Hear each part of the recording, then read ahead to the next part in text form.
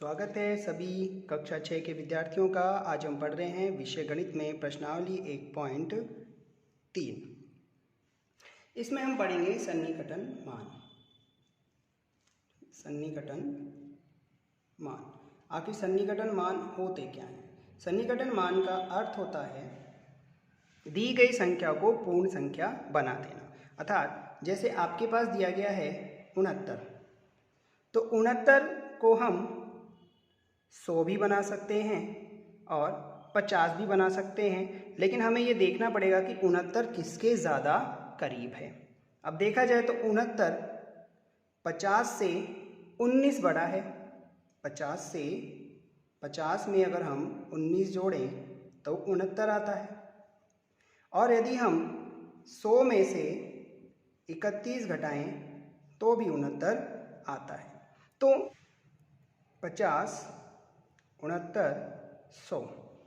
अब हम ये देखते हैं कि ये 69 50 के ज़्यादा करीब है या 100 के। 69 को 100 बनाने के लिए हमें इसमें 31 जोड़ने पड़ेंगे और 69 को 50 बनाने के लिए हमें इसमें से 19 घटाने पड़ेंगे। तो हमें यहाँ तक जाने के लिए 19 कदम चलना है और यहाँ तक जाने के लिए हमें 31 कदम चलना है। तो कम कहाँ चलना है हम यह देखेंगे। कम हमें 50 के पास चलना है, इसलिए 69 का सन्निकटन मान हम 50 बना देंगे। इसी प्रकार हम अगला उदाहरण देखते हैं, जैसे 182। अब 182 का जब हम सैकड़े का सन्निकटन मान बनाएंगे तो ये किस किस के करीब है? 182 200 के पास है। 182 को हम 200 बना सकते हैं और 182 को हम 150 भी बना सकते हैं, या हम 182 को 100 भी बना सकते हैं। अब हमें ये देखना है 182 इन तीनों में से किसके ज़्यादा पास है। देखिए 100, 150 और 200 हमारा है 182। अगर हम 100 के पास जाते हैं तो हमें 82 घटाने पड़ेंगे। अगर हम 200 के पास जाते हैं तो हमें 18 जोड़ने पड़ेंगे और अगर हम 150 के पास जाते हैं तो हमें 32 घटाने पड़ेंगे। तो सबसे कम कदम हमें कहाँ चलने हैं और किसके पास चलने हैं हम ये देखेंगे। देखिए सबसे कम कदम हमें 200 तक चलने पड़ेंगे, अर्थात 18। तो हम 182 का सन्निकटन मान बना सकते हैं 200। तो इसी आधार पर हम आज की प्रश्नावली करेंगे। प्रश्नावली 1.3 में हमारा पहला प्रश्न है, व्यापक नियम का प्रयोग करते हुए निम्नलिखित में से प्रत्येक का अवकलन कीजिए। तो इसमें पहला सवाल है हमारे पास 730 प्लस 998। इसमें हमारे पास दो संख्याएं हैं, एक है 730 और एक है 998। तो हम पहले इन दोनों की सन्निकटन मान निकालेंगे। पहले हम लिख रहे हैं 730 का सन्निकट मान। देखिए 730 700 के ज़्यादा करीब है या 800 के? तो 730 700 के ज़्यादा पास है। 998 का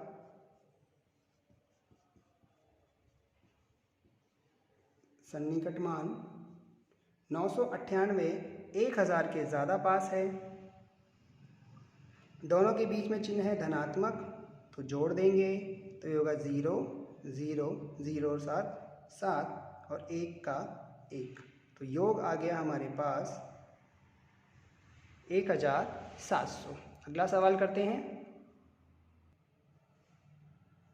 दूसरा सवाल है हमारे पास 796 माइनस 314। तो दोनों के सन्निकटन मान लिखते हैं। 796 का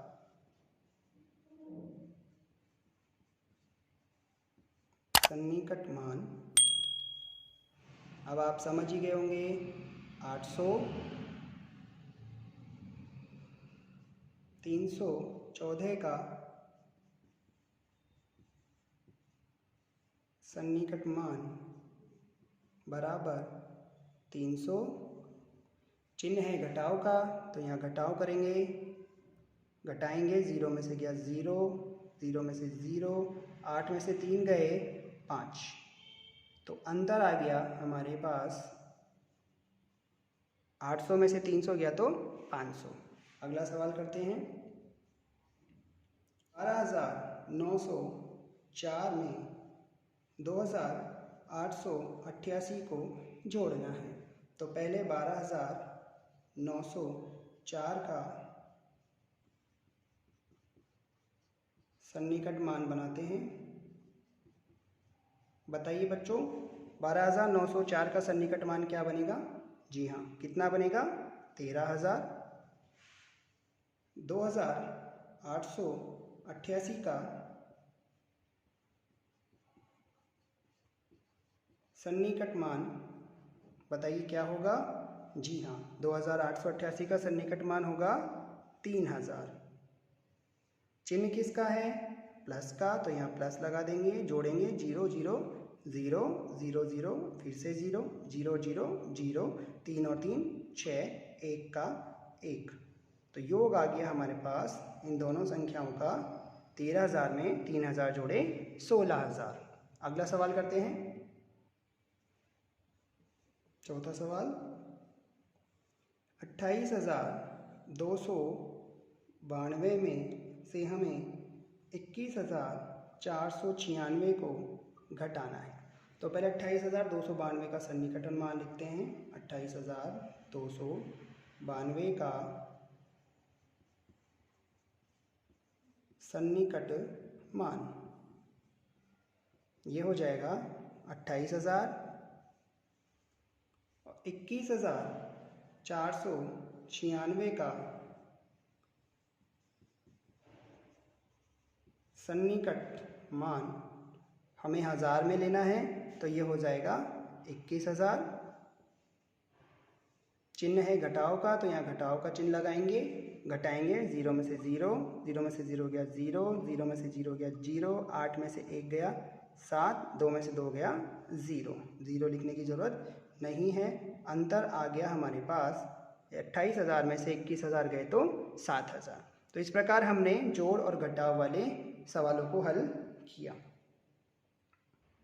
प्रश्न नंबर 2 है हमारा, एक मोटे तौर पर आकलन अर्थात 100 तक सन्निकटन और एक निकटतम आकलन अर्थात 10 तक सन्निकटन गिनना है।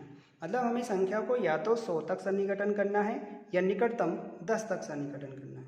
तो पहला सवाल है हमारे पास 439 प्लस 334 प्लस 4,317 को हमें सन्निकटन मान के आधार पर जोड़ना है। तो पहले सबके सन्निकटन मान लिख लेते हैं। 439 का सन्निकटन मान 100 तक ले रहे हैं, तो ये हो जाएगा 400। 334 का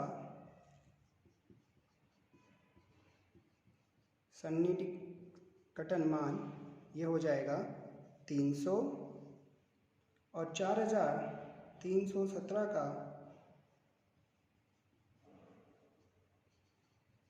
सन्निकटन मान ये हो जाएगा 4,300।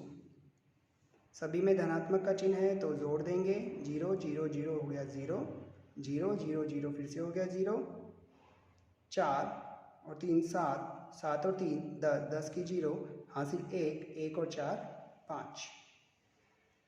तो योग हो गया इनका 5,000। दूसरा सवाल देखते हैं। दूसरा सवाल,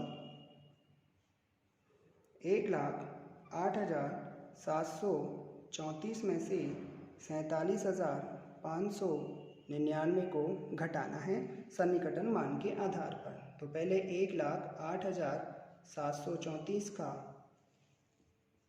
सन्निकटन मान निकालते हैं।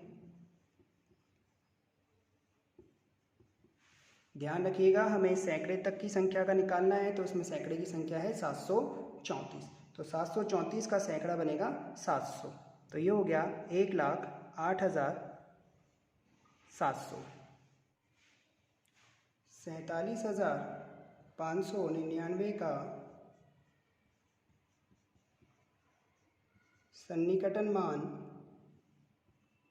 क्योंकि हमें सैकड़े में लेना है इसलिए 599 का सैकड़ा बनेगा 600, तो हमारा सन्निकटन मान होगा 47,600। अब क्योंकि दोनों के बीच में ऋणात्मक चिन्ह है, माइनस का है, तो घटाएंगे। 0 में से 0 गया 0, 0 में से 0 जाएगा 0, 7 में से 6 गया 1, 8 में से 7 गया 1, 0 में से 4 नहीं जाता तो एक हासिल उधार लेंगे, 0 बन जाएगा 10, 10 में से 4 गया 6। तो हमारा अंतर आ गया, अंतर आएगा 61,100। अगला सवाल करते हैं। सवाल 3, 8,325 में से हमें 491 को घटाना है। तो सबसे पहले 8,325 का सन्निकटन मान लेते हैं।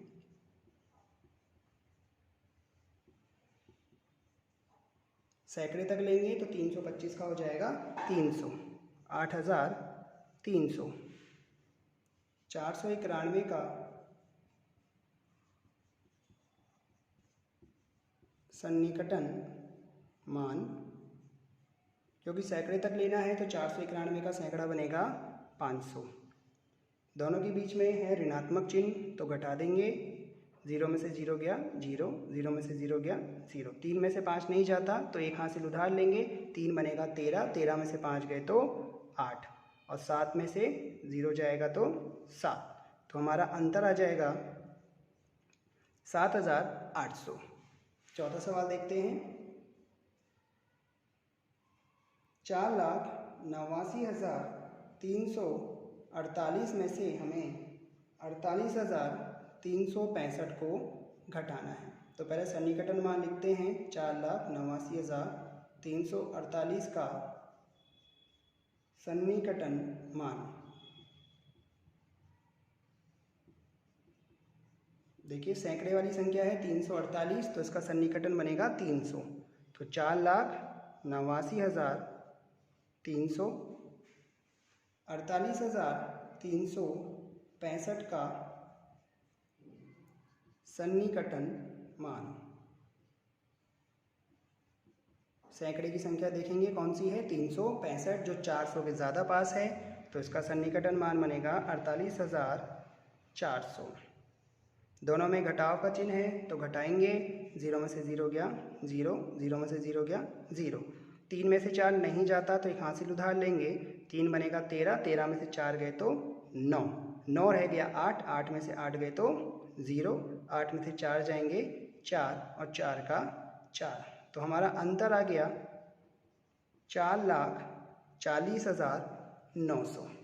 तो आज हमने सीखा सन्निकटन मान के आधार पर जोड़ और बाकी करना। अगली कक्षा में हम सन्निकटन मान के आधार पर गुणा करना सीखेंगे। जब तक आप किए गए कार्य को अच्छी प्रकार से अभ्यास करें और अपनी कॉपी में करें।